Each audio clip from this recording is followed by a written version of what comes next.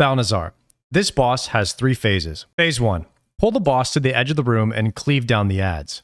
The swarm debuff will spread to other players if you're stacked on top of them, so make sure to move away from people if you have more than one stack. At 70%, Bal will transition and your entire raid will pop cooldowns to drop him as low as possible before he takes flight. Think of this as being phase 1 of Onyxia. Phase 2, the air phase. Melee will hit the adds and range will hit the boss.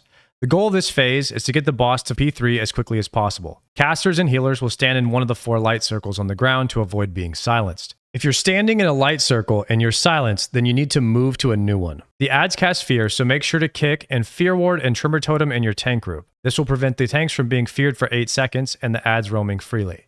Tanks that cast spells like Pally, Shaman, and Lock will need to stay in the circles in order to cast, while rogues, warriors, and druids can roam freely and ignore the silence. Lastly, the boss will mind control random players, but you get about a 5-second heads up before you're going to turn, so you need to run as far away from the group as you can, and then when you do get turned, you need to get sheeped so that you don't run back into the DPS and get cleaved down by your own team. You can also ice block or bubble out of this MC mechanic. Phase 3. The boss will land at 40%. The 4 light circles on the ground will expire and infernals will rain from the sky.